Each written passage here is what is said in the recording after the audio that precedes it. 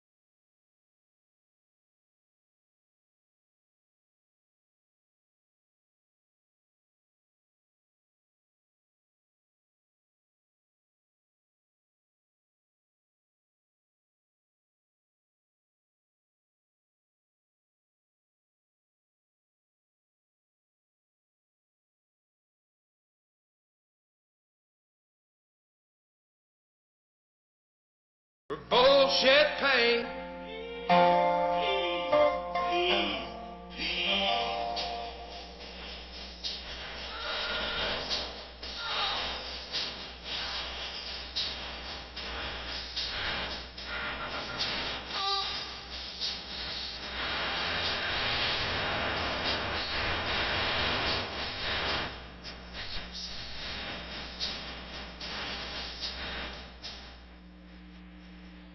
Ladies and gentlemen, please welcome Senior Advisor to President Trump, Alina Habba.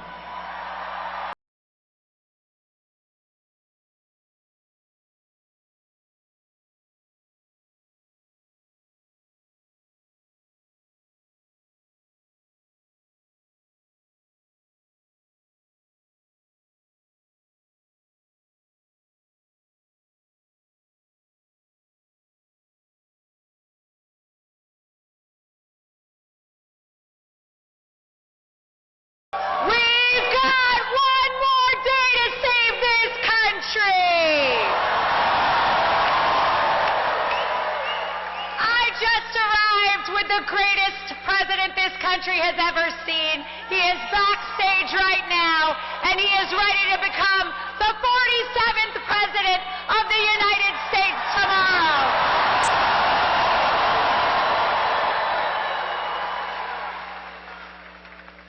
Raleigh, Chaldeans for Trump, you're right. You're right. Listen, this has been quite a journey, and today is my last rally with President Trump, so I'm a little sad. But I'm so happy to end it in North Carolina.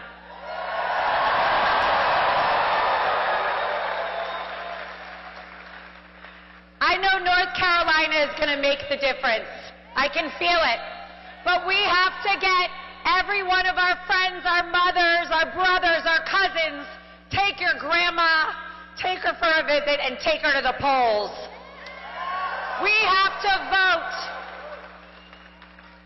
You know, as I stand here, I realize it's been 3.5 years since I started this with President Trump, before he even announced that he was going to run.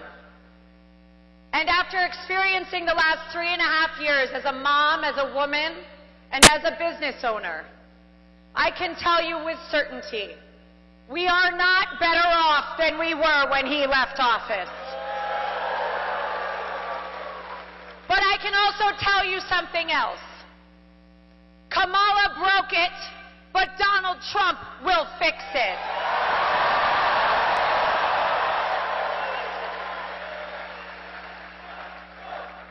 Vote.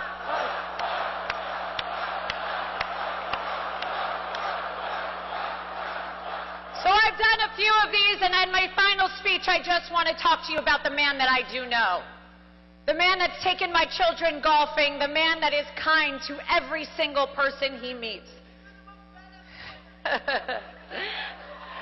Thank you. And I can tell you that when I was tired in New York while they tried to stop us, he was never tired for 1 minute. He was never upset for 1 minute, and the only thing that gets him angry is when people mess with his country.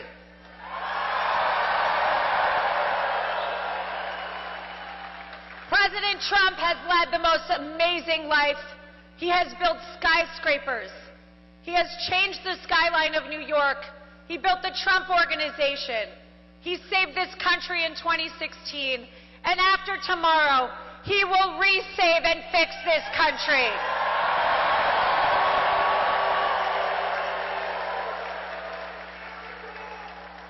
Because there is nobody I know that loves America more than Donald Trump.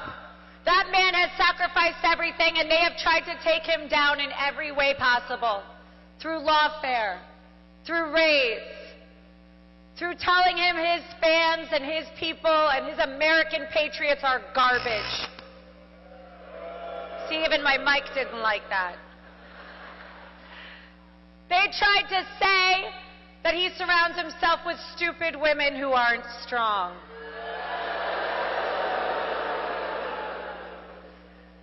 Nice try, Mark. But he has lifted me up. So today I want to say thank you to all of you Americans, to everyone in North Carolina, for rooting for us for the last 3.5 years, for rooting for me, and for rooting for America. Because tomorrow, we will fix this country. We will elect Donald Trump as the 47th President of the United States. God bless you, North Carolina. God bless the United States and President Trump. Get out and vote. Thank you.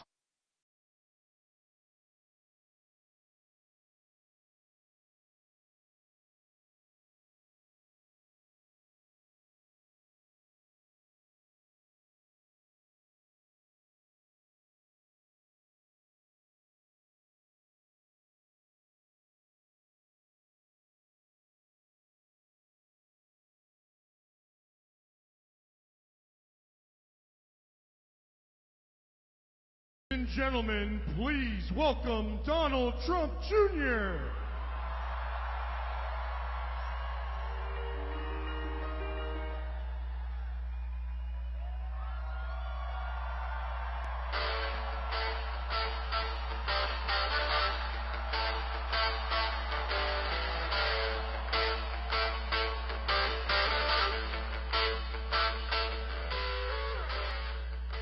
Hello, North Carolina. How's it going? You guys ready to win and take our country back? Are you ready to stop the insanity? The Biden-Harris cost of living crisis that's crushing so many people? How about we stop the endless wars? How about that? Well, guys, we can do that. And we will do that. But we need each and every one of you to be a part of that. Early voting, I know a lot of people here have done it already in North Carolina, which means you now have, I'm seeing all the heads nod, It means you now have all day tomorrow to bring your friends to the polls. Do not take anything for granted, okay? Don't look at the polls. Don't listen to the media. Don't fall for the psyops. You see this stuff, right? Half this stuff is designed to demoralize you, so you stay at home. The other stuff is designed to make you overconfident, so you stay at home. Get out and vote. Make your voices heard.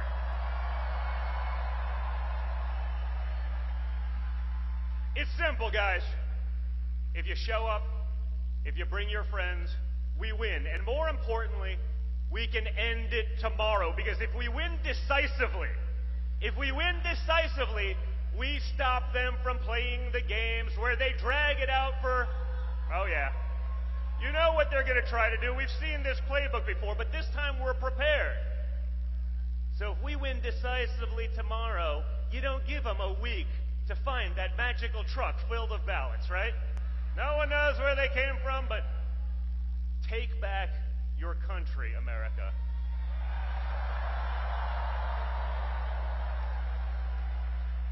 We went from a time of peace to a time of war in an instant.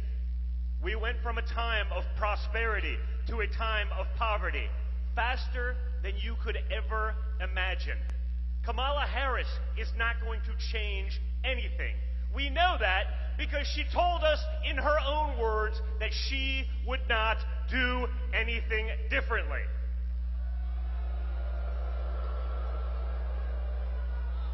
Four more years of Harris-Biden failure will get us to a point that we cannot recover. This is what they want. They want to be globalists. They want to replace Americans with the illegals who will be dependent on government and your taxpayer dollars. We know this because they're basically saying it at this point. They're not even pretending. They're saying all the quiet parts out loud. And so are the clowns that are representing them. So you guys, at this point, it is up to each and every one of you. So whatever you would do if you woke up on November 6th and Kamala Harris was president-elect, whatever you would do to stop that disaster for our country, for the world, and for Western civilization, whatever you would do it now. Do it till the polls close tomorrow night, and then start calling your friends on the West Coast to make sure they're doing it too. Get in line.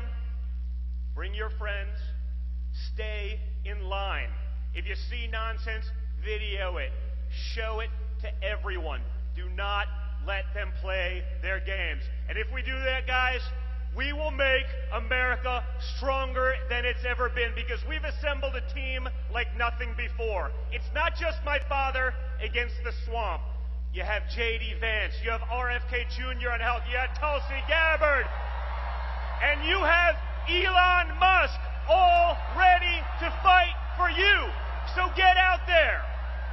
And with the same resolve that my father showed on July 13th when he took a bullet for America, you showed that resolve.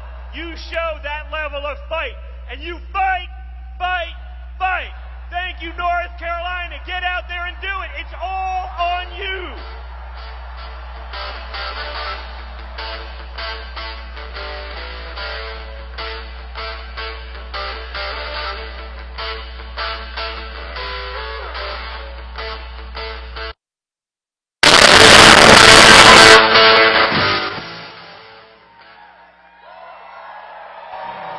What will we do with this moment? How will we be remembered? Look at the opportunities before us. This election really isn't about the left versus the right. It's about we the people choosing our government and the choice between freedom versus tyranny. Nobody has a chronic disease burden like we have. Why are we allowing this to happen to our children? Ultimately, the only thing that will save our country is if we choose to love our kids more than we hate each other. What is going on here is deeper than politics. It is deeply spiritual. We are being called to rise above the hatred and the fear and the evil. We need to remember above and beyond that we must love our neighbors, that we must treat other people as we hope to be treated. You want to be a rebel? You want to be a hippie? You want to stick it to the man? Show up on your college campus and try calling yourself a conservative. America is going to reach heights that it has never seen before. The future is going to be amazing!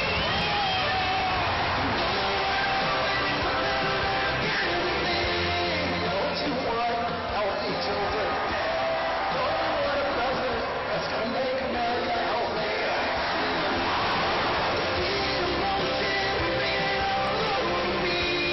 I come to you today as a former Democrat. I will be a first-time Trump voter tonight.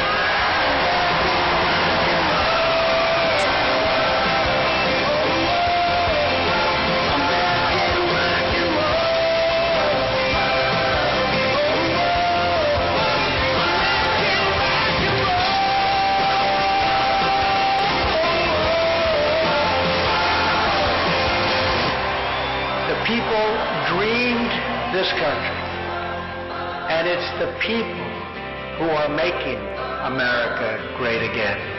Welcome back.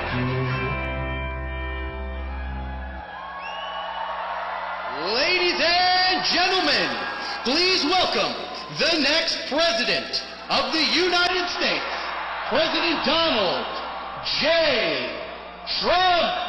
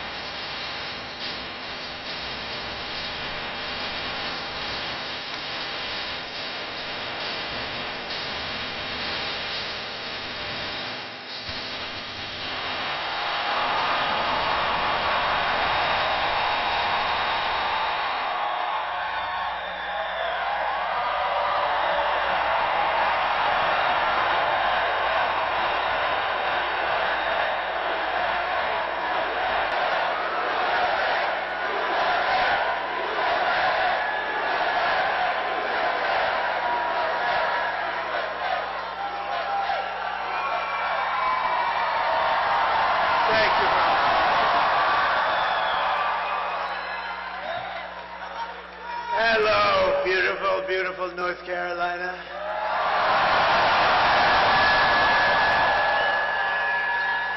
This is really the end of a journey, but a new one will be starting, and that's the one we've wanted to partake in, which is basically to make America great again. And now we'll have a chance to do it after today. Hopefully, everything will work out well. We're way leading. All we have to do is close it out. We have to close it out. If we get our vote, there's nothing they can do. This is one of those deals. If we get our vote, we're leading every swing state, which is unheard of for the Republican Party. They're always up at the end. They always were good finishes or bad finishes, depending. Sometimes they'd get there, but you'd always go in by losing hundreds of thousands of votes, and you'd watch it like a racehorse, and sometimes they'd get there, and sometimes they wouldn't. But with North Carolina, I always got there because we won every race, every primary.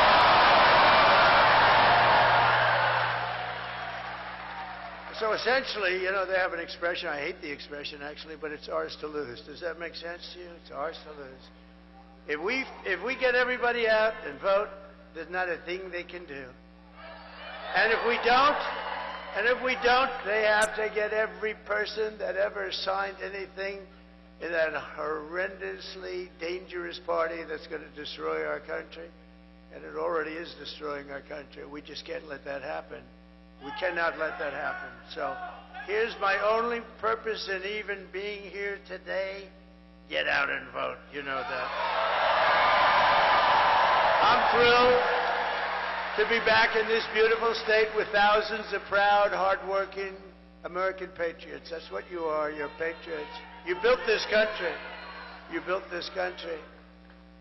But I'd like to begin by asking a very simple question. Are you better off now than you were 4 years ago?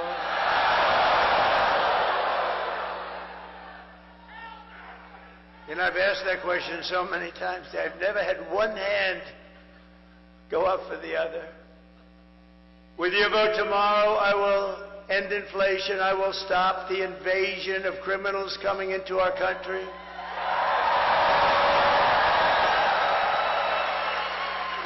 Which I happen to think is the absolute worst thing that has ever happened to our country. I've never seen it. They're putting in murderers, releasing all of their prisoners from jails all over the world, not South America, all over the world, into our country. I think it's the worst thing. In the polling, when I see the polling, I see that inflation and the economy are number one, which is sort of standard. But I really would like to put that, because we're going to close up that border so fast. We're going to get those people out. And she's not going to do it. She couldn't do it if she wanted to. She wouldn't know what to do. They have open borders. And you know what? If things went bad today, you would have, and tomorrow, you would have open borders the first day of that. And they have 21 million people that they let into our country. Many of these people are murderers. Think of it. 13,099 are murderers. The big drug lords. The prison population from countries all over the world. And if I ran a country, I'd say, get my prisons. Open borders. They just walk in. No vetting. Think of it. No vetting. We have no idea who they are. You're not allowed to ask. You're not allowed to ask. They just walk right into our country. And they kill people. You have murders. So you have 13,099 murders. Many of them have killed far more than one person. Bad things are going to happen. And you have terrorists at levels that we've never seen before. We had terrorists down the lowest we've ever. I had in 2019, and this isn't done by me, this is done by Border Patrol, which, by the way, endorsed me. They gave me a great endorsement. They said, he's the greatest president ever. He's the greatest president, the head guy. Boy, Paul was great. He made a beautiful speech, but he said, he's the greatest president our country has ever had. I said, does that include Lincoln, Washington, and a couple of them? But it's very nice. But they gave me the strongest endorsement. And I have to say this, in the same little speech, they said, she's the worst thing to ever happen to our country. And it's very hard for them to say that. She never made one phone call in 4 years to the Border Patrol. How are we doing? I used to drive them crazy. They probably said, oh, no, it's the president again. Yes, we're fighting our president. I used to drive them nuts.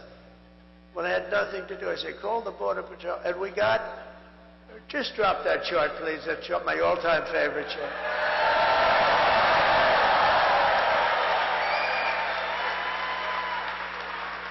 My all-time favorite chart. I love that chart.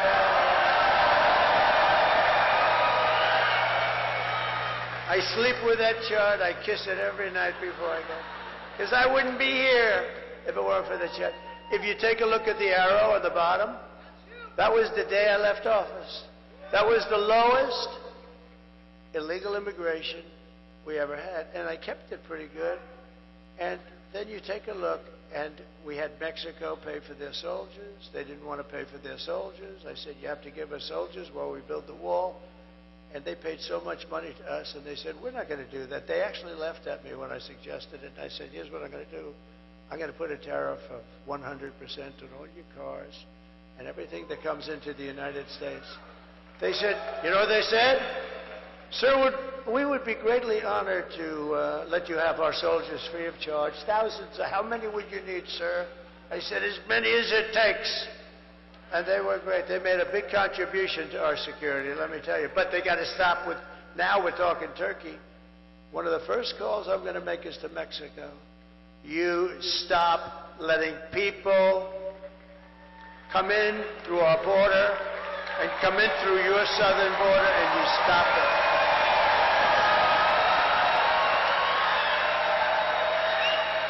Because Mexico, and I had a great relationship with the president, but he retired now. He left. He was a good man. He was a socialist. You can't have everything, but he was a good man. But they paid a fortune for the soldiers along the border. We were able to have great numbers. Well, built 571 miles of wall. I was going to add 200 more. By the way, far more than I said. I was talking about 200, 250. We built 571. And nobody talks about it. And you know what I did? Because we had a Congress that was not behaving, I said, I don't care. This is an invasion of our country. I'm taking it out of the military. And I took it out of the military because I gave them $725 billion. I say, congratulations, fellas, I'm taking out 10. What is it for, sir? It's called a wall because we're being invaded by Mexico.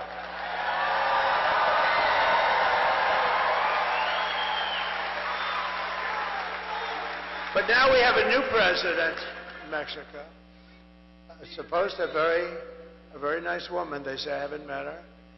And I'm going to inform her on day one or sooner that if they don't stop this onslaught of criminals and drugs coming into our country, I'm going to immediately impose a 25% tariff on everything they send in to the United States of America.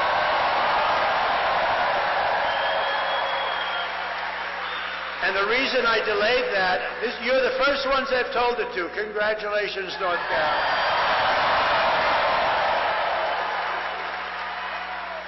And it's only got a 100% chance of working, because if that doesn't work, I'll make it 50. And if that doesn't work, I'll make it 75 for the tough guys. And I'll make it 100. Then I'll make it 100.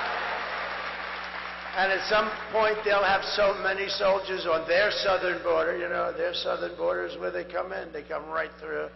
And, by the way, it has a 100% chance of working. It's only a question. I'll start off at 25%. That's a lot. Do you know Mexico's our #1 trading partner? Do you know what that costs? They make a fortune. They've taken over our country in a way since this Biden-Harris people. They became our #1 trading partner, and they're ripping us off left and right. It's ridiculous. They're not going to rip us off. They wanted $3 billion to meet with Biden. They wouldn't have said that with me. I would have said, oh, really? You want $3 billion to meet? I'd do the opposite. If you don't give us $3 billion, I'll impose the biggest frickin' tax.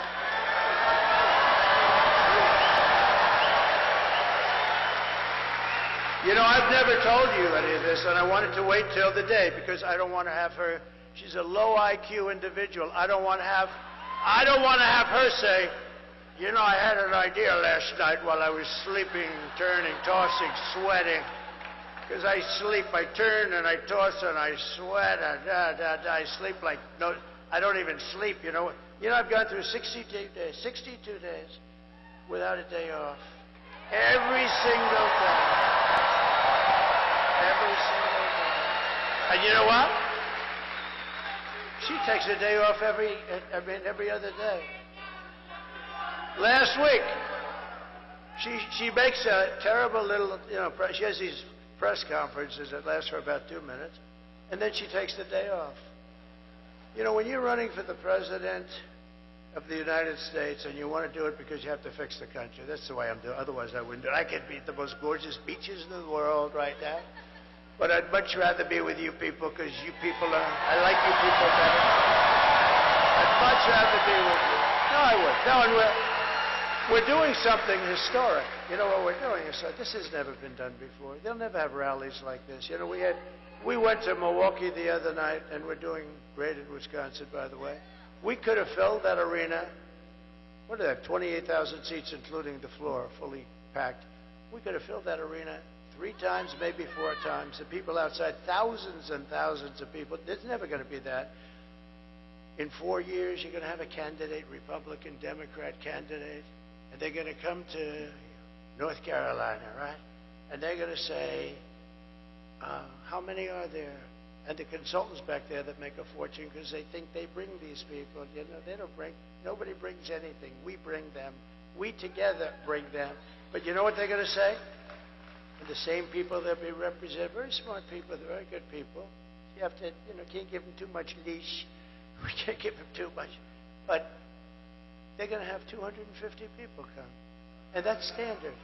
See the ladies of North Carolina? They've come. Those beautiful, beautiful ladies. They're looking better and better all the time. These beautiful ladies, and I think they're very well to do. I mean, they're always so beautiful, beautifully coiffed. Look at that. They're just, but here's what I love.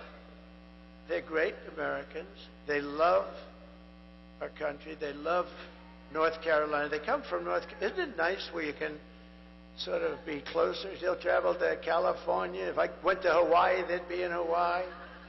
I think they're loaded. You want to know the truth? I think their husbands. The reason I never see their husbands is because they're working like hell. These wives are traveling all over the place. 257. They've been at 257 rallies, and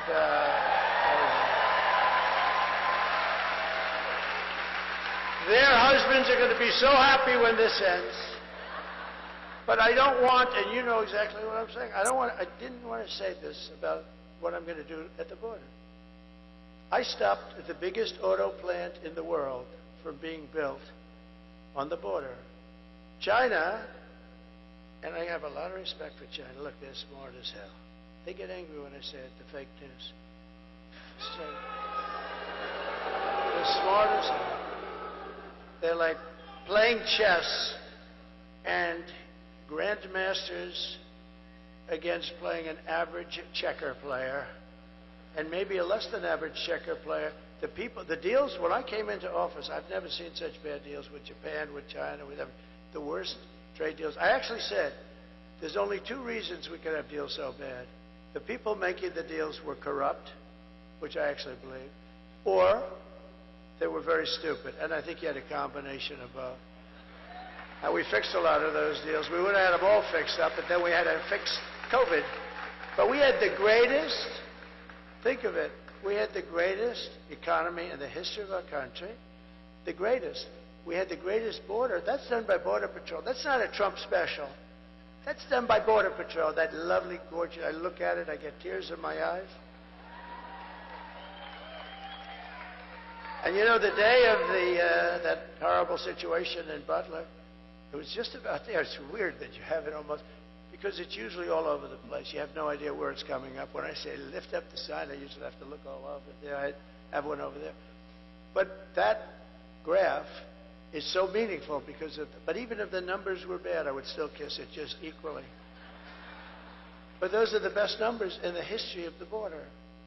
And then look, it was like an Elon Musk rocket ship went up. They announced they were going to open the borders. I thought they were kidding.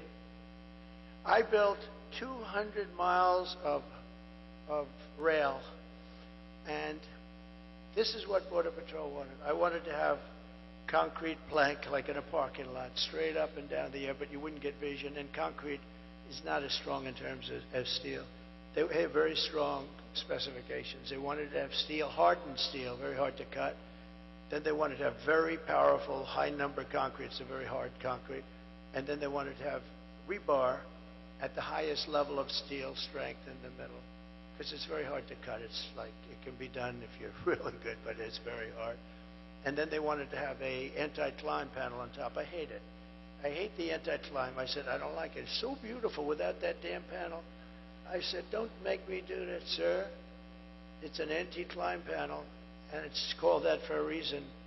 And we actually had testers. We had guys, 2 guys that climbed Mount Everest. I said they should qualify. But you know who the best were? We had drug runners. These guys are unbelievable. They went up that thing like it was nothing. Like I never, with 75 pounds of drugs on their back. Drug runners. They were beating the Mount Everest. Well, it's a different profession after all. But they were right. That anti-climb panel stops them cold. They couldn't get over the anti-climb, so I said, let's do it. Let's do it. But we built 200 miles of additional, and all they had to do was put it up. The hard work was done. They were built, it was delivered, and the hard work was done. Highest specification. Cost more money than what I would have done, but what I would have done, they have acids that actually melt concrete. They have certain acids that you put down. Those planks would have come down very easy. These guys are ingenious. You know, if they would spend their brains on good, everything in the world would be nice. No, they're genius. The way they smuggle drugs into our country. You got to see the cars. They build cavities in engines. So you're inspecting a car. They have them in hubcaps that even if you take the hubcap, you can't find them. It's like a double hubcap. It's the craziest thing. If they would spend that genius on doing good for their country or for us, I mean, we would have no problem. I mean, it's really incredible. And, you know, the people that do the trafficking, what they do with the women is they put them in trunks of cars. It's mostly women, by the way. Mostly women. A lot of people say traveling and trafficking. But the trafficking is women. And the reason is it's become as big as the drugs. And the reason is because of the Internet. The Internet made it a modern business and a big business. And I'll tell you, some of these guys are among the richest people in the world. And they run a real operation. And they essentially take care of Kamala because they even have an app where they can call. So they learn where they can drop people that they're putting into the country, where they can come through with drugs. They have an app. Can you believe you call an app? You're now a drug trafficker or a human trafficker, and you say, ding, ding, ding, hello? Where do I drop these people? Go about 7 miles up, and then go a mile left and just drop them at the opening in the gate. Okay, can you believe this? This is Kamala.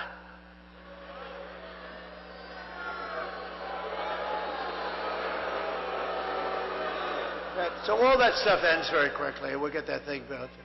But they could have put up 200 miles. Oh, you know what they did with that expensive stuff? And it's expensive. They had it laying in the sand, laying in the mud. It was all there to be put up. All they had to do is flip it up. It goes like, they put it up real fast. 3 weeks. The whole thing, we would have had 750 miles of wall. Think of it. And boy, walls work. Walls work and wheels work. You know, they never get obsolete, right?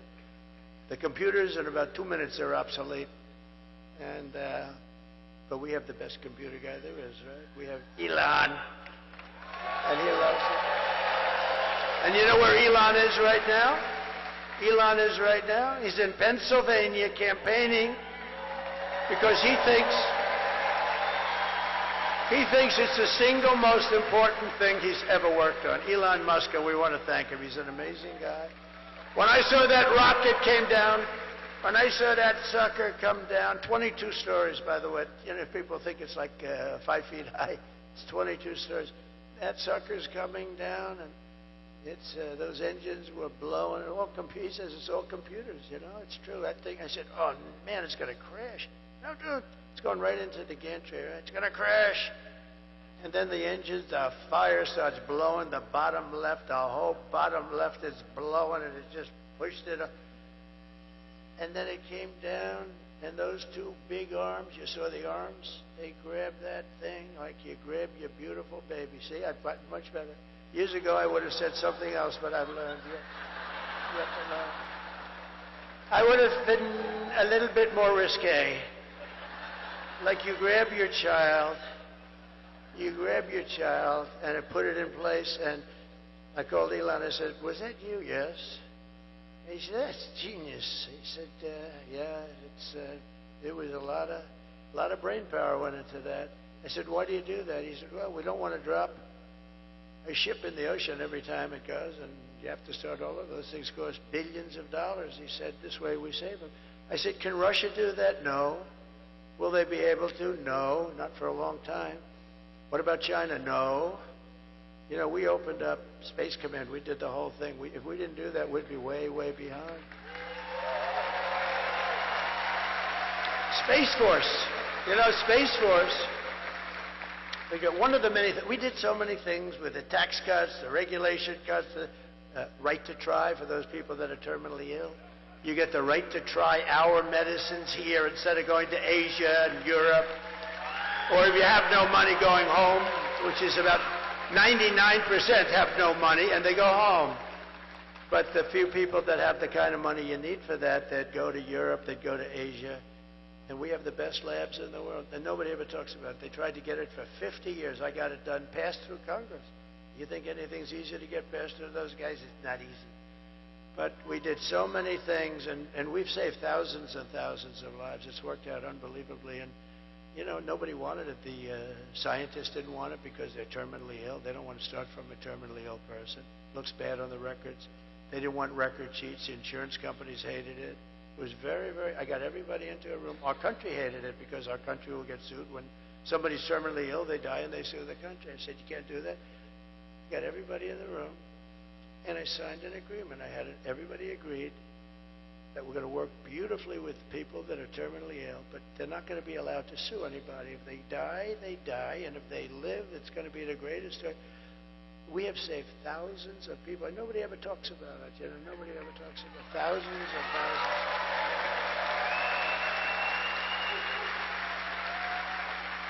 I mean, we have a person in this room who was saved by right to try.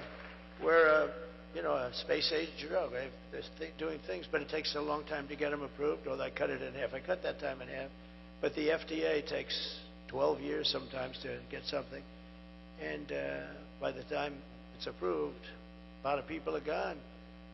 So when they're terminally ill, we get them that drug right away. They sign an agreement that I or my family will not ever, for any reason and under any circumstance, sue the United States government, such and such a drug maker, such and such a lab, Dr. Schwartz, Dr. Jones. We will not sue anybody. We just want to get better. That's all it says. Pretty good, right? That's pretty good for only a semi-non-lawyer. But that's essentially what it says. And you know, the funny thing is the ones that were most against it were the drug companies and the labs. We have the greatest labs in the world. What we're doing, space-age things, and we got it started. It was dying on the limb before I came along. Well, NASA was dead. When I came along, what you're seeing with the space, NASA was dead. NASA had grass growing out of its runways. I mean, they had, every time there was a crack, you had grass. The place was dead. Now it's the most vibrant center anywhere in the world. All of their centers, it's vibrant. And Elon brought it back, and the people at NASA are doing a great job. They're all working together. But we brought it back. And ultimately, we want to go to Mars and all, but what I want it for is defense. And Russia and China were killing us in space. And space is so important. It's going to end up being maybe, I don't want to say more important than the Marines, because they'll never speak to me again. But I'll tell you what, it is going to be right up there in terms of importance. It's important. If we didn't have it, we were being lapped by China. They have stuff up there. And Russia, even though they're a little bit busy killing a lot of people, a war that would have never taken place Zero chance. I'd speak to Vladimir Putin a lot. It was the apple of his eye. Don't do it. Don't do it. I mean, I closed up his pipeline. It was dead. Nord Stream 2. Biden came in and he allowed it to go. But he closed up the Keystone XL pipeline. Think of that. I said, no, Joe, you got it wrong. You let Keystone go forward and you close up the Russian pipeline. But he did the opposite. And then they said, oh, Trump loves Russia. Trump loves Russia. It's the biggest project they've ever had. I'd close it up. Then he came in. The first day he was there, he let him build it. So what is that? Oh, that sounds so cute. I love dogs. I love dogs.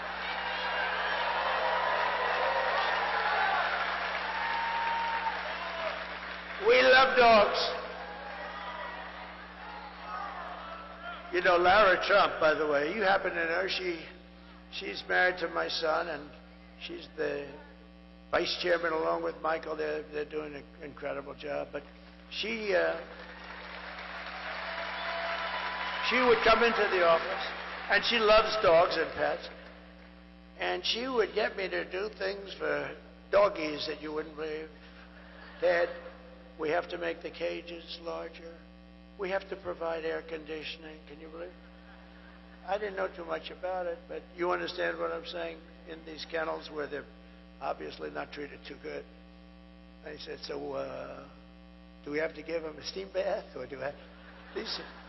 No, she was very, very strong, and I listened to her when she talks, I listen. But Lara was so incredible. As you know, she was born in North Carolina, lived here her whole life.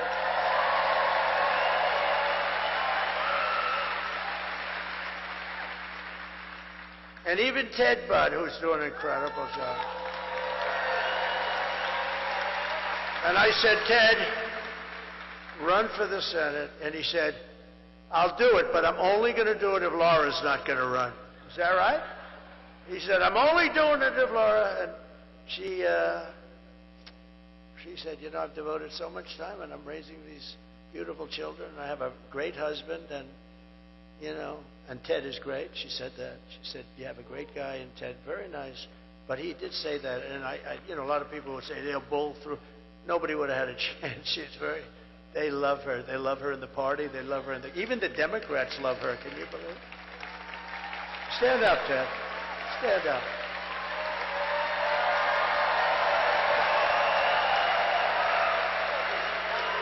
And he's doing a great job, but I thought that was really nice. And she knew he would do a great job. Tomorrow you have to stand up and tell Kamala that you've had enough. You can't take anymore. You just can't. What? They're all screaming, fire her, please. I mean, what a terrible job, what they have done to our country. And you're going to say that to her. You're going to say, you've done a terrible job, you're grossly incompetent, we're not going to take it anymore. Kamala, you're fired. Get the hell out. Get the hell out of here. You're out of here. Get out of here.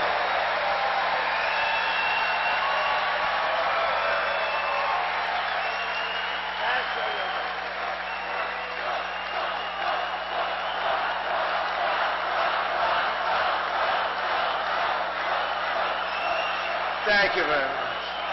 So with your vote, we're going to win North Carolina, we're going to defeat Kamala, and we're going to make America great again. I hope you don't mind that entire opening. You know, I was going to get out of here fast. I'm doing 4 of these things today. They're big. And the voice is holding up just about barely.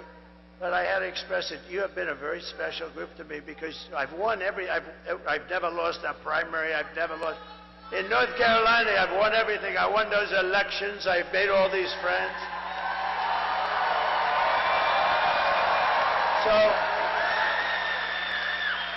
So I just did you a little bit of a thing. And by the way, the press will say, oh, he rambled. No, that's not rambling. You know what that is? That was genius. That's the weed. No, see, I wove, frankly, the rest of it I don't really even have to talk about. But that was the ultimate weave. And think of it. Isn't it nice that you can have a president that doesn't need to use a teleprompter?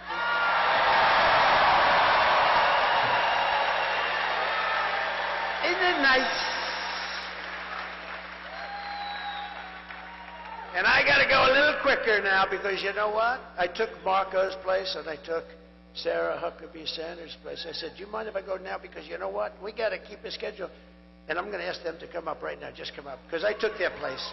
And it's so rude. Marco is a big winner, beautiful winner from Florida. As you know, he's a great guy. He's my friend. And Sarah's now the governor of Arkansas.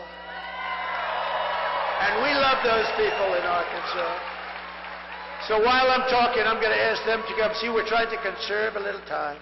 But they are incredible people. Oh, come on up if you can, if you're around, wherever. Come on.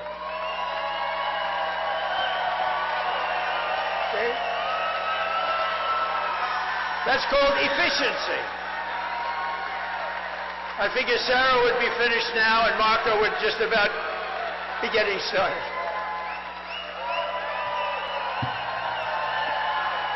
Two great friends, two very talented. No, but I figured Sarah would just about now be finishing and Marco would be starting. And you know, he's a great speaker. They're both great speakers. They speak for a long time.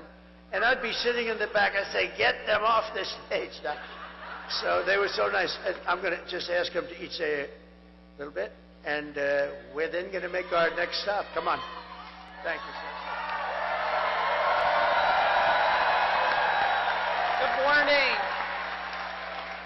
It is an honor to share the stage with America's best and favorite president.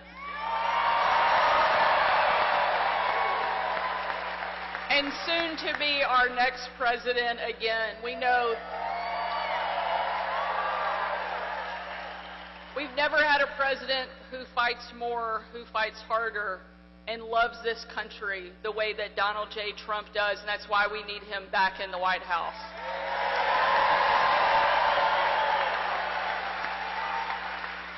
Every day when the left was relentlessly attacking me, it was Donald Trump who stood up for me, who empowered me, and gave me confidence to do my job, and that's what he does for every single American, every single day.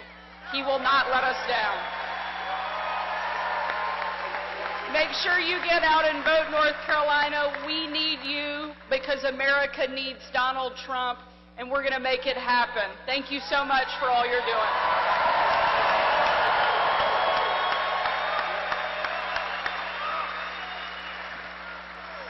We took thank you.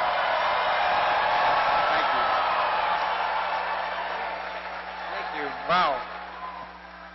Unfortunately, our country took a wrong turn 4 years ago, and now we're stuck in a malaise. Everything is bad news. Our border is broken. We're not respected in the world. Hardworking men and women have been forgotten and left behind. Our allies don't trust us, and our enemies don't fear us. We are tired of living in a country that is no longer dreaming big, but that is going to change tomorrow, and you're going to help change it.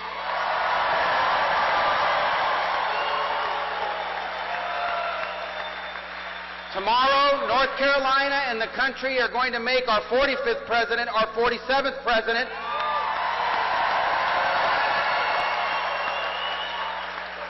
And with Donald Trump back in the White House, together we will dream big again for this country. We will be a country that once again is proud of its history, excited about its future, because together with Donald Trump, we are going to make America not just great, but greater than it has ever been before. Thank you.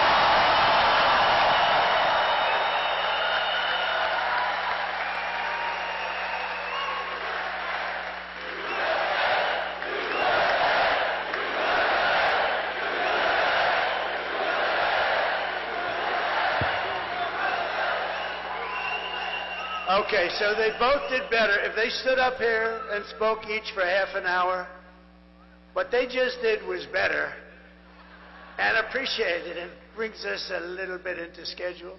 You know, one thing Marco was talking and I said, you got hit so hard by that hurricane and we didn't care about what we're doing today. We only cared about saving lives. And we did a good job. FEMA did a horrible job. The administration, They're still not there. You know why? Because they've spent all their money on bringing in murderers and a lot of people. They spent all their money on bringing in illegal migrants. They've also taken a lot of your jobs, especially jobs from the black population.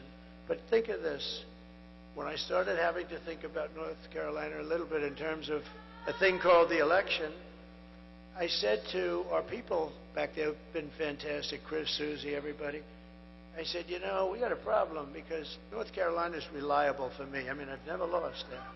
Never lost. And I don't think we're going to start now. I don't think. I've never lost there. We have a beautiful lead right now in early voting. You know, last time I wasn't leading, and I won it twice, but I was way behind. In fact, I went to my people. I said, hey, man, I'm like way behind here. What's going on, Michael? Right? What was it, like 200,000 votes? I said, how the hell do I win? But the later voting came in, Republican.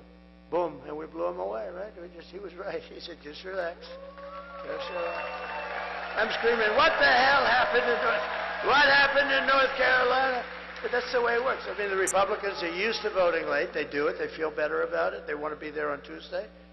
And that's all we want them to do, is do the same thing that they've done. But I have to say, an amazing thing happened because I went down. I had to be the first, but I went close, but I didn't want to bother people. I mean, it was devastating.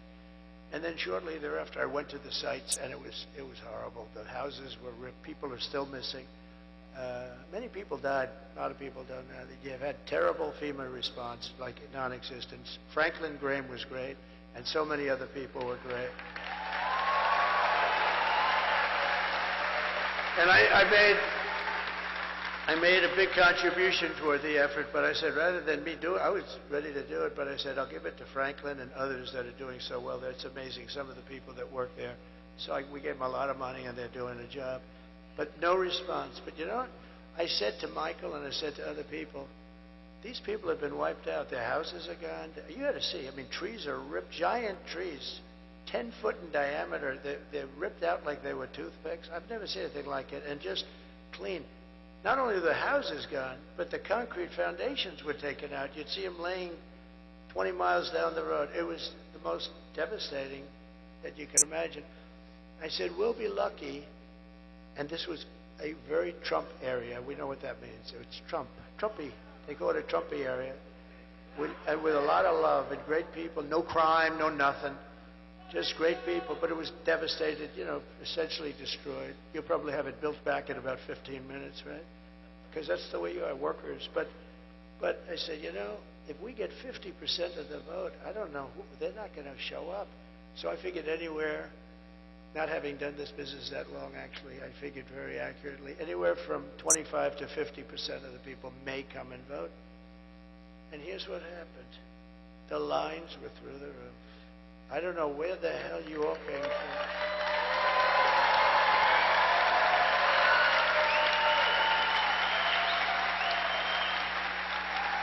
We had a man and woman standing in line, good-looking couple, but the man's shirt had mud on it, and the woman, it was cloaked. I mean, it was, I said, man, look at this. And they're standing in line getting ready to vote, and it was a long line, too. And you broke the all-time record for North Carolina early voting, right? I've never seen anything. I've never seen it. So we love you. Look, this is why our country's great, and it's people like you. It's really, really amazing. Over the past 4 years, Kamala has orchestrated the most egregious betrayal that any leader in American history has ever inflicted upon its people. She has violated her oath, eradicated our sovereign border, and unleashed an army of gangs and criminal migrants from prisons and jails and insane asylums and mental institutions all around the world, from Venezuela to the Congo in Africa, stealing countless American lives. They're killing people. They're killing people at will. Only days ago, an illegal alien from North, and this was a rough one. Just happened, you know that. An illegal alien from North Africa, who Kamala let into our country with her horrendous open border, just a dangerous, horrendous situation. Traveled to a Jewish neighborhood in Chicago and tried to execute a Jewish man on the street, shooting him in the back as he walked to synagogue. He then opened fire on police and paramedics, shooting an ambulance before police returned fire and ended his rampage fairly quickly. Our police, and by the way, our police have got to be respected. We have to give their dignity back. We can't take their pensions, their house, their family. They want to stop crime. We have to let them stop crime.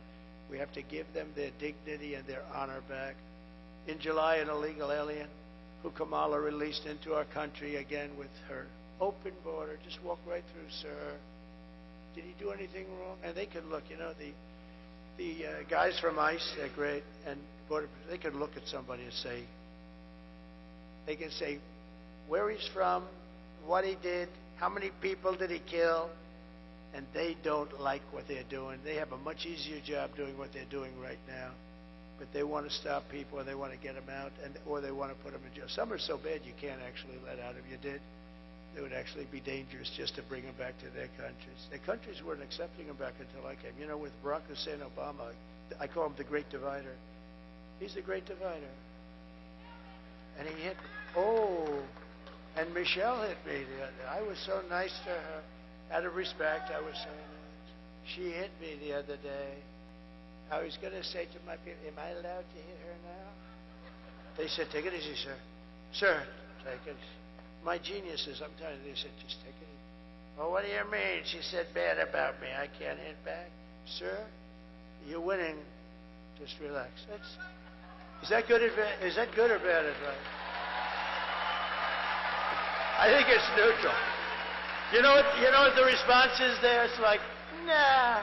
What do the ladies from North Carolina think about hit back or just relax? Huh? Oh, they say hit back. You say hit back. I'd actually love to hit back, but we'll hold it a little while. We'll hold it. I'd love to hit back, but oh no, she took some shots at me the other day and said, whoa, what have we here? I'd never heard that before. I've always treated her very nicely.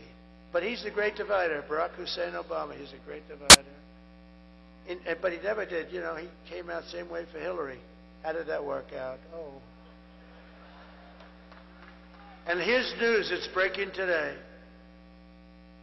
Sleepy Joe Biden has announced officially that he likes Trump more than he likes Kamala.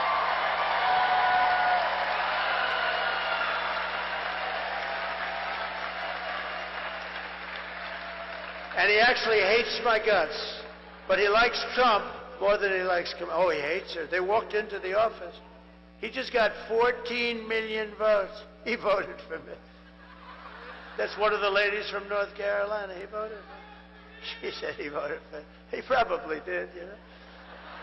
Being interesting, they got to follow him in with a camera. Why not? They spied on my campaign, right?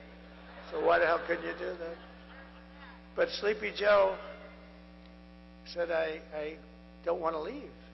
You're leaving, Joe. This was crazy, Nancy. She's such a bad one. She's already plotting a move to try and impeach him. She's a bad, sick woman. She's crazy as a bedbug.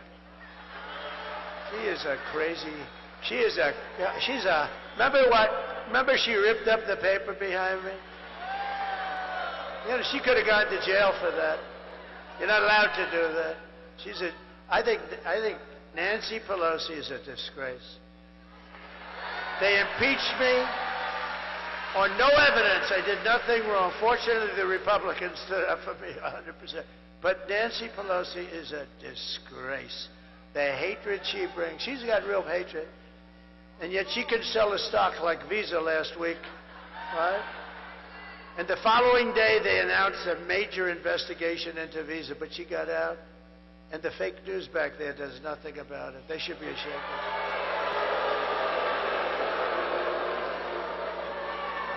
And by the way, just to get it straight, because there will be reports, it's already probably out over the wires, I should have done it. I'm only kidding about Joe. He didn't officially say that, but I believe, okay? It's probably already out on the wires that we have an official report from, because this is pretty big stuff up here. So when I say it's official, no, I'm only kidding. In July, an illegal alien who Kamala released into our country was arrested in Charlotte, North Carolina, for stalking a woman into a public bathroom and attempting to forcibly rape her. In Wilmington, North Carolina, 3 months ago, an illegal from Venezuela brutally stabbed a man to death just 4 days after he was arrested for domestic violence. But instead of being deported, this criminal alien was released so he can kill, and that's what he did. These terrible atrocities are happening every day in our cities and towns. They're going after young girls, they're going after old men, they're going after anybody that moves. They don't care. And different from us, the moment they kill, they don't even think about it. We don't kill. But can you imagine if something happened and it would be devastating. They don't even think. They wake up the next morning and they don't even think about the damage and the havoc and the ruin they've caused families and the pain. And these are coming back. These people are coming into our country at levels that have never been seen in any country. No third world country would allow it. They'd stand at that border with sticks and stones and say, "You're not coming in here." I want you to hear directly from a mother whose world has been shattered because Kamala let savage illegal alien murderers into our country. Please. Sunday night, I asked her to not stay up super late because of her coming to work with me in the morning first to do her summer school. She said, okay. I told her good night and I love you. I went to bed, not realizing that that was going to be the last time I saw her. We're best friends. Yeah. We're going shaking again. I woke up to notice she wasn't in her bed. I'm in my heart trying not to lose my mind because I don't know where she is. I finally remembered her phone had a location on, and her phone was pinging just 2 minutes down the road, right behind the skate park. I start driving to the direction the phone was being pinged at, and I see a couple cop cars with lights on. I see yellow tape, and immediately my heart drops and sinks to the bottom of my stomach. My daughter's hands and ankles were both bound. She was strangled to death, left with no pants. And I know in my heart she fought incredibly hard. She was not going down without a fight. We begin with two men we're learning are charged with capital murder tonight, accused of killing a 12-year-old girl. Police say these men strangled her before dumping her into that creek. Both men were in the country illegally. Apprehended, then released by Border Patrol less than 3 weeks before Jocelyn's death. The men accused of killing Jocelyn Nungare are affiliated with the gang known for brutal violence. Kamala Harris was in charge of immigration and our borders. If we had better border policies and not open borders and not these catch and release policies, I truly believe this all could have been prevented. Under her being vice president of this country, my daughter's life was ripped away from her. She had her entire life ahead of her. Happy birthday, dear Jocelyn. My daughter is 6 feet in the ground based off of policies that she allowed to keep. Kamala Harris did have one job, and she not only failed, not me, she failed my daughter, she failed Jocelyn. She was only 12. President Trump reached out, gave me his sincerest condolences as not a former president, but just as a father, someone who cares. I believe Donald Trump needs to be back in office. I can at least know that my next child will be safe in this country.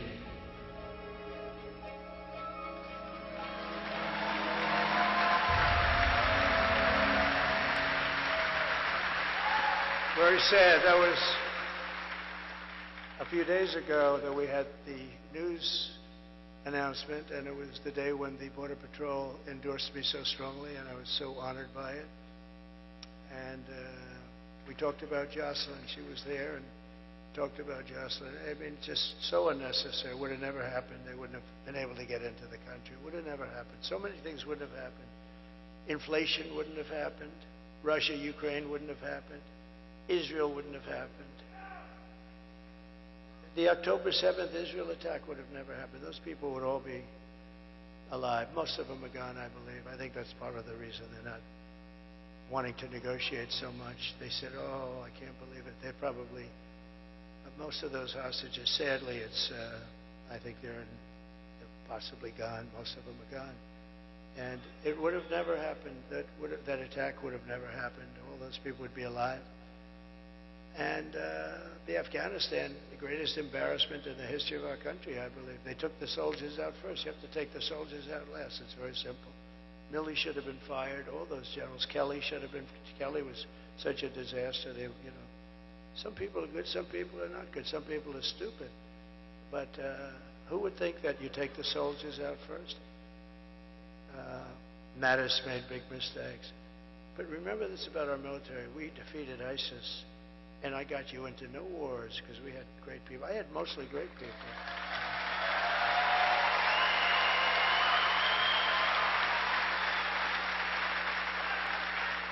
We had mostly great people. And when I went to Washington, I didn't know anybody. I was a New York guy. I was only there 17 times, according to the media. And I went to Washington, and you know, I said, listen, I just became president, but I don't know anybody. And you rely on very good people. Some are rhinos, and you know, they're decent rhinos too, but they give you rhinos back. And we don't like the rhinos. We don't think they do the job properly. But we did a phenomenal job. I just want to say that the day that I take office, the migrant invasion ends and the restoration of our country begins. The United States is now an occupied country, but it will soon be an occupied country no longer. November 5th, 2024 will be Liberation Day in America.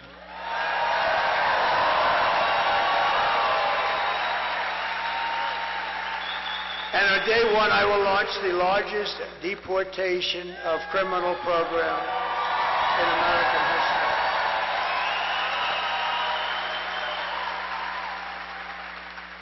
And a president named Dwight Eisenhower, great general, a better president than people were saying, actually.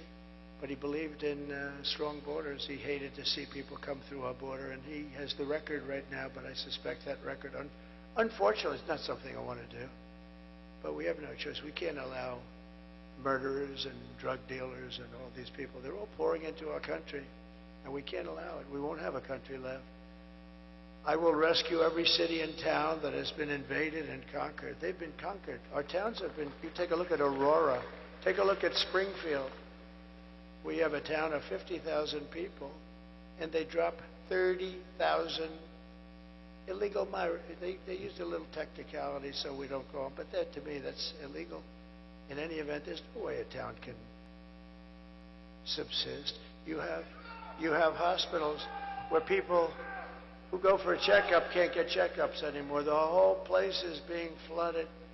And they come from largely a troubled country, a very troubled country, very dangerous country, but a very troubled country. And they have another little problem. They don't speak a word of English, so the mayor, who's a nice guy, is looking for interpreters. This isn't what we're all about. 30,000 people going to a 50,000 people town. Springfield, Ohio. No problems. We had a beautiful, beautiful little town, and now it's horrible. And this is happening all over. Those are examples. Aurora, in Colorado, you have a radical left lunatic governor that has no idea what the hell he's doing. And Colorado should vote for me because of what they put me through. They tried to take me off the ballot when I was leading both the Republican and Democrat parties. And it went to the Supreme Court of the United States, and in a unanimous decision, they say, I'm sorry, you're going to have to beat him at the polls, you know. You're going to have to beat them at the polls. And hopefully they're not going to be able to do that. And the people of Colorado, you know who is more angry about that than the Republicans? The Democrats, the regular Democrats. And I think we have a chance of, I hope that Colorado's watching now, and I think we have a chance of winning Colorado because of what they did. That was, you talk about democracy. That was a threat to democracy. See, that was a real threat to democracy. And we will put the vicious and bloodthirsty criminals in a jail. We'll kick them out of the country. We'll take care of it. But to expedite removals of Tren Day, Aragua, and other savage gangs like MS-13. We have a lot of gangs. They're bad ones. They're tough people. Thank goodness we have ICE and Border Patrol, and we have great law enforcement. We have great law enforcement.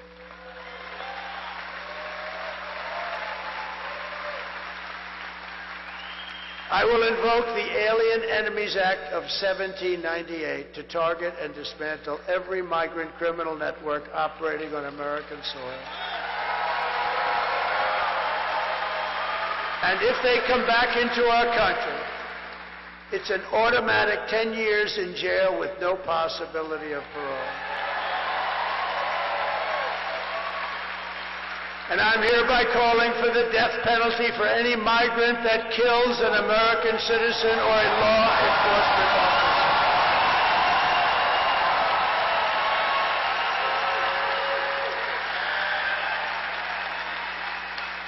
And I will immediately ban all sanctuary cities. They're sanctuary for criminals in the United States of America. And to secure our border and working along with all of the things we're going to be doing, we are going to rescue our economy. 4 years of Kamala has delivered nothing but economic hell for our American workers. Her inflation disaster has made life unaffordable and cost families over $30,000 in higher prices. And just days ago, we had the worst jobs report in modern history. Do you know that? I looked up, I said, thank you. Because they tried to hold it. They tried not to put the report out. Kamala said, don't put that report, it'll cost me the election. But the problem is the fake news doesn't want to report on it. So usually you're hearing 200,000 jobs, 300,000, sometimes like 4. We had the best numbers people have ever seen.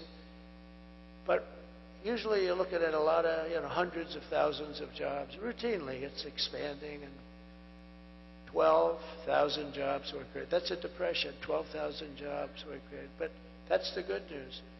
30,000 private sector jobs were killed in a single month. Nearly 100,000 manufacturing jobs have been wiped out since the start of this year. 150,000 Americans joined the unemployment rolls in October. This is in 1 month. I always said I would never want to have a thing like this happen.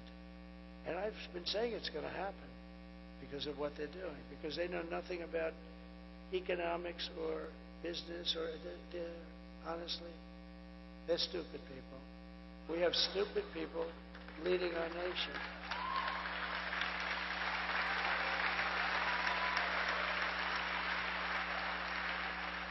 And nearly 250,000 people dropped out of the labor force. They dropped out because they couldn't get a job.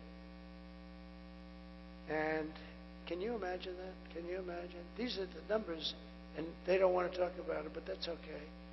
These numbers are disqualified. These numbers make them, because the famous quote, it's all about the economy, stupid. We have the worst economy that we've ever had since the 1929 Depression. These are depression numbers.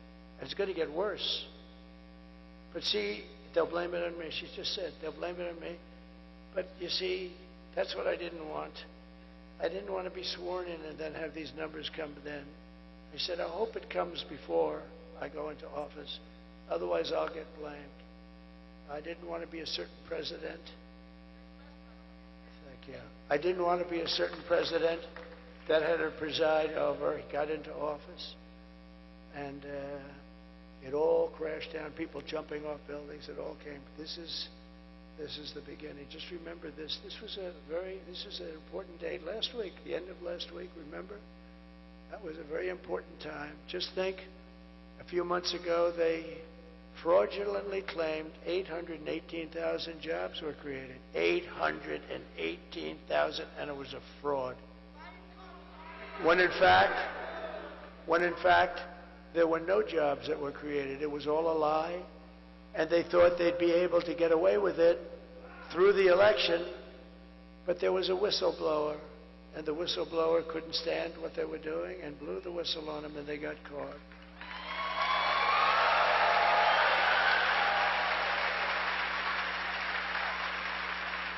And now again, they've just revised past job reports because they had another whistleblower, so they had to do it. They wanted to wait till after the election again. And they found another 112,000 fake jobs. In other words, jobs that they're reporting exist, and they don't exist. It's a fraud. That's 1 million fake jobs.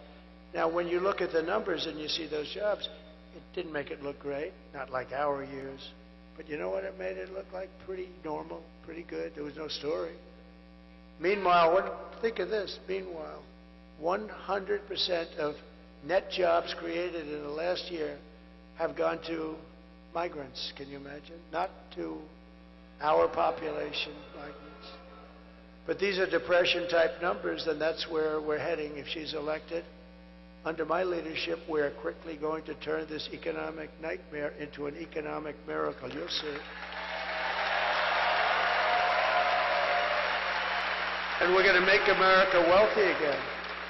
And we will make America, very importantly, affordable again, because people cannot afford the prices. The prices are too high. We're just one day away from the best jobs and biggest paychecks and the brightest economic future that the world has ever seen. But you must go and vote, and Kamala talks about fixing the economy, but why doesn't she do it? She always goes, oh, yes, we're going to do this. We're going to give you tax hikes. You know what? She wants to raise people's taxes. That's how the Depression started, by the way. Herbert Hoover. He raised the interest rates and the taxes at the same time, and it just went boom. That's what she wants to do. She wants to increase your taxes. Interest rates are too high. They are too high. Kamala's plan will impose the largest tax hike in American history and raise taxes on the typical American family by $3,000. My plan will massively cut taxes for workers and small businesses. And we will have no tax on tips, no tax on overtime, and no tax on Social Security benefits.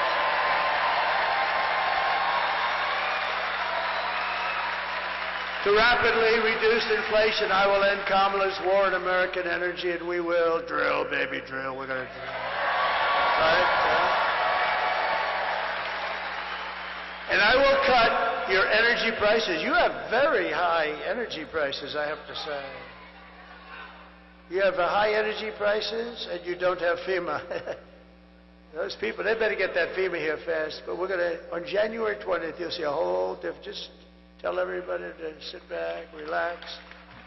January 20th, you'll see people come in and help you out like we did in the past. We had great FEMA. We operated. We had so many, a lot of hurricanes. We helped Puerto Rico more than anybody. I mean, Puerto Rico was, we helped them so much. They loved me, and I loved them. Puerto Rico, see, she loves me.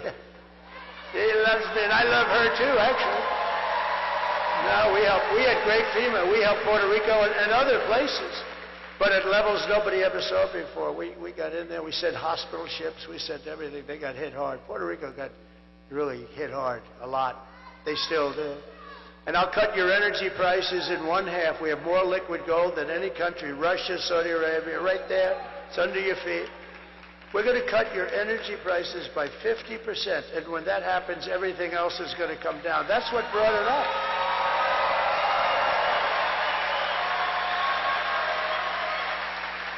Now, before leaving, I just want to introduce some people that have just been great. Senator Ted Budd, you know.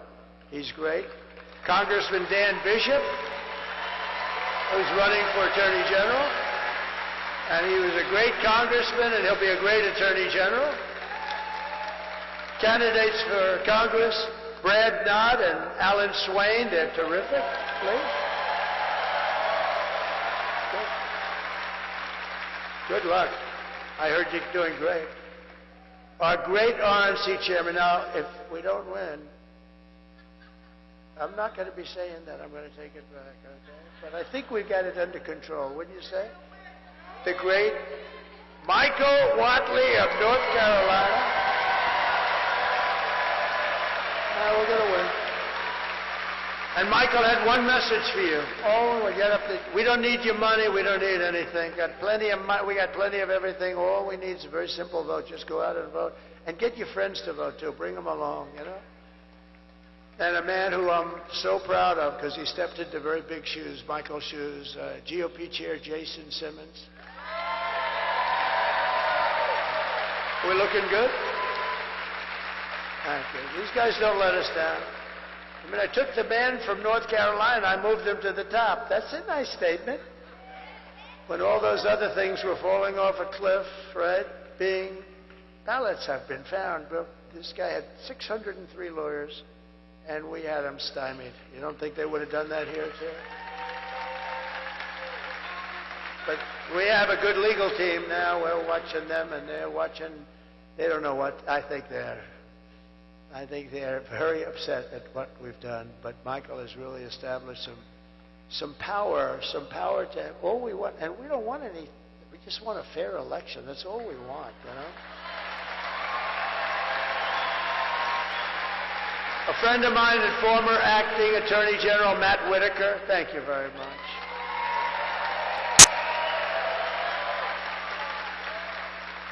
Alice Johnson's here. Where's Alice Johnson?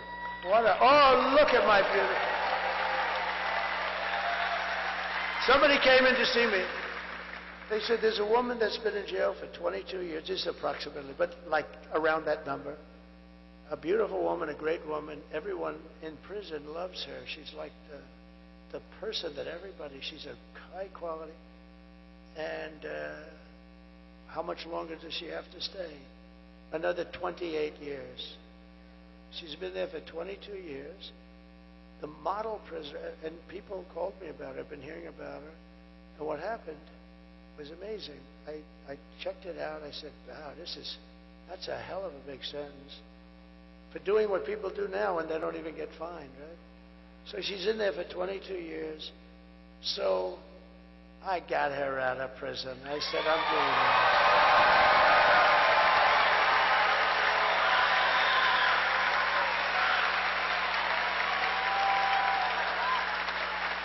You look beautiful. Wow. Can you imagine? She was actually on a phone call. They had a couple of guys selling drugs and stuff, and she was on the call. They gave her 22 years plus, I guess 50, 60 years or something. I mean, it's unbelievable. Today, they wouldn't even give you a fine. And it's, you know, that's no good either, by the way, because what's going on. But it was one of the best feelings. I mean, I've had a lot of good feelings. We had a lot of victories, I'll tell you what. But that was one of the really good feelings getting. And then I said to Alice, she came into the White House, I said, how many people are like you in prison? In your prison, big prison. She said, many, sir. I said, really? Are they all that way? Are they? No, sir. And that was a good answer because I knew they weren't, you know. If she would have said yes, then I would have said, well, you gave me the right answer. You don't know it. But she said, many, many great people. I said, give me a list of your top 25 or 30 or 50 or 10, whatever it is. Give me a list of really good people who shouldn't be there. And she gave me a list, and we got every one of them out immediately, right? Right?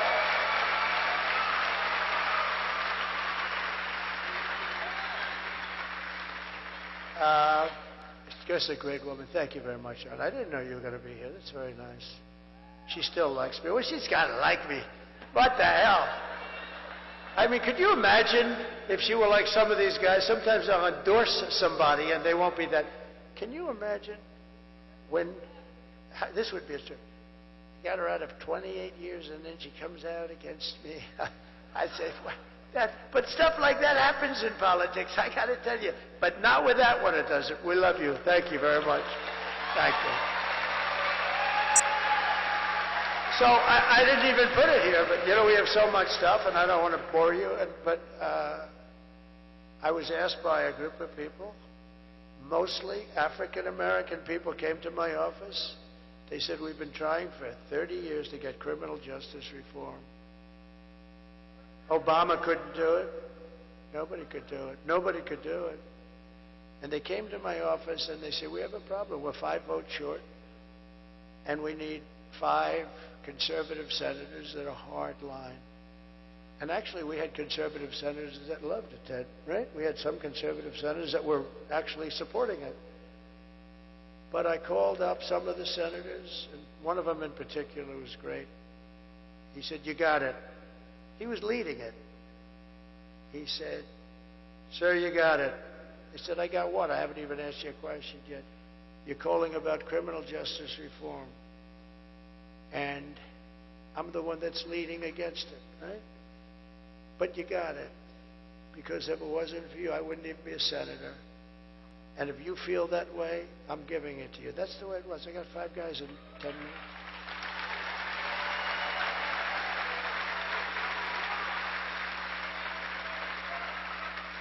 And we got it done, and it was hard because I see this guy, I don't know who he is, but I see him on television. Sort of a lightweight, I think, not a very smart guy. But you know what? He came in, he was one of the people that came into the office. A black gentleman named Van Jones, right?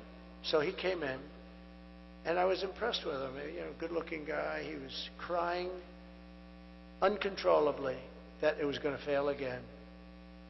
And there were like 10 African-American people and a couple of others, but mostly African-American, and he was sitting right in front of me and weeping and saying it's... And I really thought it was great because, you know what, that's okay. I mean, he's trying to get people like Alice out, that's good. And there were no provisions for anything. It was really draconian. And what I did is I said, that's really nice. Look, I'm going to see if I can get this. I got it done in about 2 hours. And we had criminal justice reform. And they announced a news conference that night. Van Jones,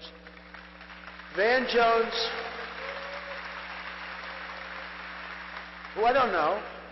The only time I think I ever met him was in the Oval Office. They came in with a group about criminal justice reform. And remember, Obama couldn't get, nobody could get it. Nobody. Bush couldn't get it. They all tried. Why wouldn't they try? So what happens is, he was crying profusely. I told him, congratulations, we're going to get it for you. And I got it. And then they announced a news conference that night in some place in Washington, D.C. And he was heading up the news conference. I said, First Lady, come on over here. I'm going to show you something really nice. This is really a beautiful thing. I'm very happy I was able to do this. I got them to vote that they could have never gotten 5 conservative senators. You wouldn't have gotten these guys. You got to know what we're dealing with here. They were seriously hard right, and that's good. That's fine. You got hard left, you got hard right. And I said, First Lady, people love, she's got the #1 best-selling book in the country. Can you believe it? Can you believe it? I wouldn't have even said that except I read it, and it's really good. If, you know, can you imagine if I didn't read it and I didn't like it? No, she's great. She loves you. She says hello. But she got the #1. That's a big achievement in life. On the New York Times list. Do you know how that book has to sell 20 times more than it should in order for her to be the #1 bestseller? So we're proud of her. She's great. And she was a great First Lady. People love her. People love her. And I said, First Lady, see, this is a little bit of a weave. You see those stars? First Lady, book, boom. But you got to always bring it back. When it comes to a time when it doesn't meet at the bottom, then it's time to say, let's not do this shit anymore. We won't do this anymore. But, so what happened is Van Jones was crying, and now I tell him, it's okay, he was the happiest guy. It was beautiful. Got a nice way about him. Nice look, you know, real nice look, smart.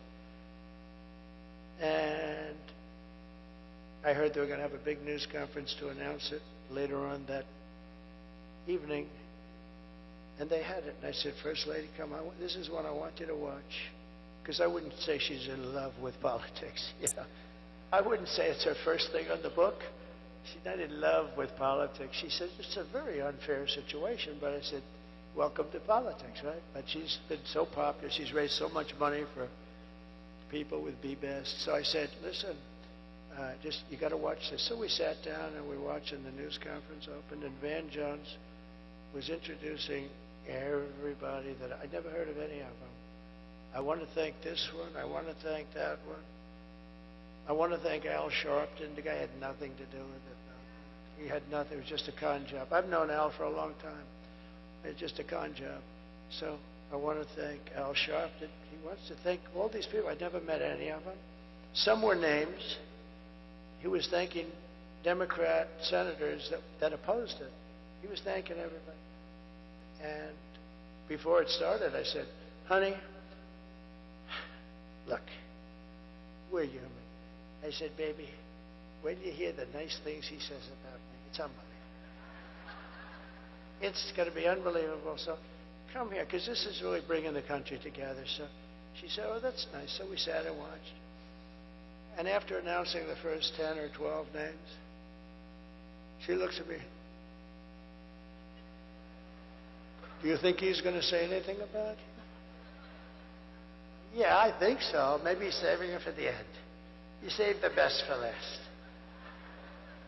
He went through so many names and he never mentioned my names. He never mentioned my name. And every time I see that guy, not that I needed it, I get enough publicity. But can you imagine that? And then they wonder about why you don't bring people together.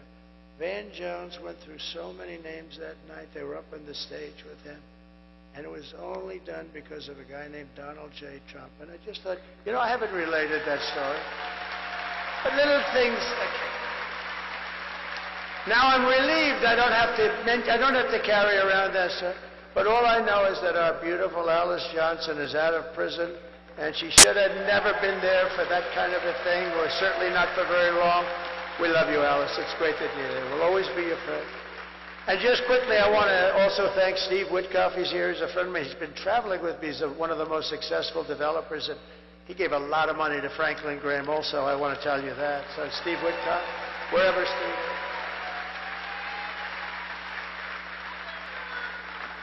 Thank you, Steve. And Howard Lutnick is, along with an unbelievable woman, Linda McMahon, they're heading up transition. And they're going to do a great job. He's got a great story. He's been a very successful person, but he had to rebuild his firm because of the attack on the World Trade Center. He lost his entire firm and then rebuilt it bigger, better, stronger. And he gave a big portion of the proceeds to the people that were killed. He lost the top 3 floors of the building. He was on his firm. Cantor Fitzgerald was on the top 3 floors of the World Trade Center. They were all gone, including his brother. And he rebuilt that firm, and it's now bigger. And he gave a big chunk. He didn't have to do that. And he's just a very highly respected man on Wall Street. And he's involved in the transition at a high level. And I also would like to pay homage and add, because they're great people. They're great people. It's, you know, we all like to brag about our kids, and sometimes maybe we shouldn't. And some people, you know, you have your kids, you love your kids, but these are great children, great. I mean, they're not children anymore, but to me, they'll always be children, right? They're your children. If they're 25 or 35 or 40, I mean, Don is not a child. Eric is not a child. Tiffany is now going to have a beautiful baby.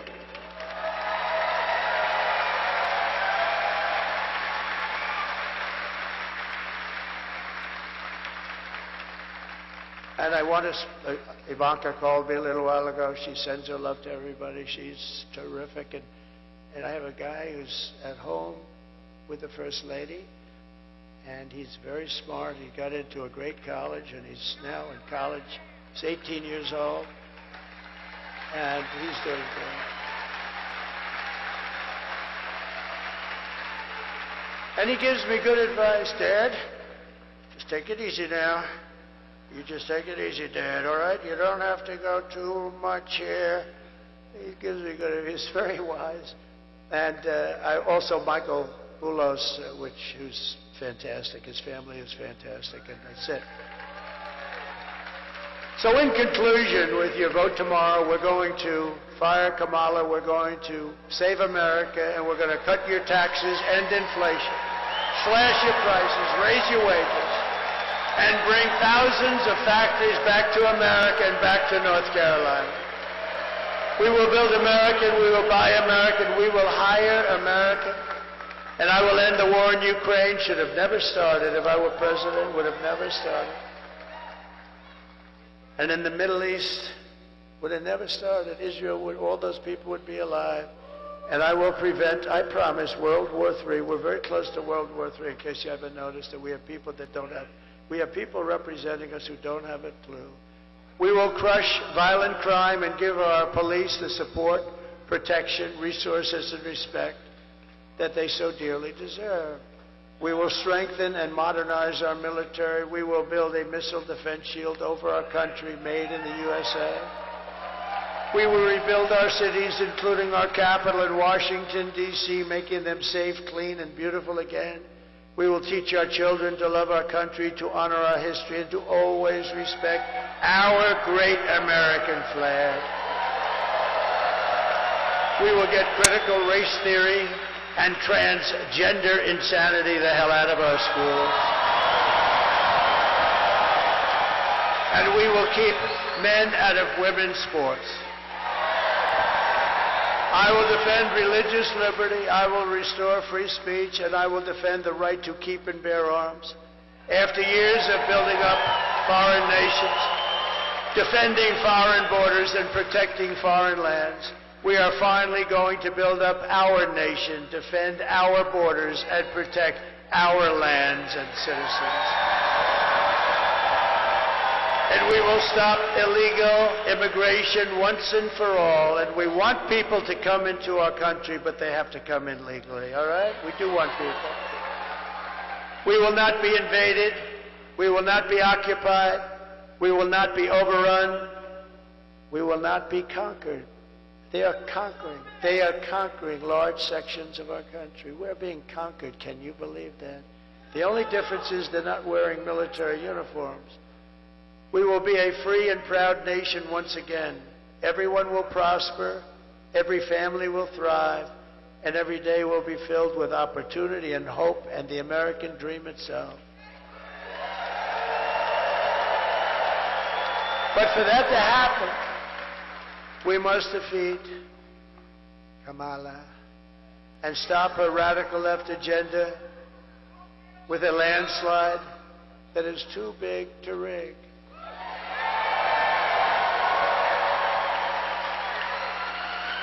Kamala destroyed perhaps the greatest city in our nation, San Francisco. It's an embarrassment what's happened to San Francisco. We're not going to let her destroy our country. So all I need is for you to get out and vote.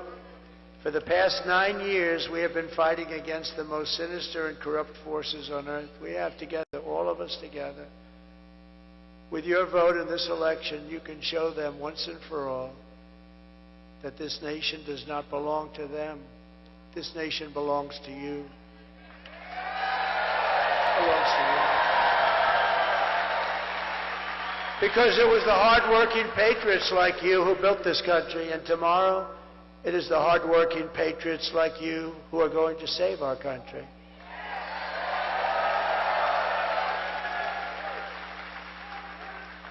Think of this, I won't be doing this anymore with North Carolina, and I won't be doing this anymore with, after today, I'm just thinking as I'm going through this, that this will be our final moment, but the more exciting moment is going to begin. See, these moments of hundreds and hundreds of the most incredible rallies that any country, no country's ever seen anything like it. But these moments that we've had together, these really were just to create what we hopefully will create tomorrow, which is we're going to make America great again. We had to get there. So we'll have many meetings, but we won't have rally meetings. We're going to have, maybe we'll rally in that, we'll rally in our success. We'll have, because we're going to make our country, we're going to make our country so successful. And we did it. We had the greatest economy, best. You see the numbers, you see the charts. We did such a good job, but we'll do a much better job now because I know the people. Now I know the good ones, the bad ones. I know the weak ones, the strong ones. I know the stupid ones. I know the smart ones. I know them all. After all we've been through together, we stand on the verge of the 4 greatest years in American history. With your help, we will restore America's promise and we will take back the nation that we all love so much. We are one people, one family, and one glorious nation under God. We will never give in, we will never give up, we will never back down, and we will never, ever surrender. Together, we will fight, fight, fight, and win, win, win.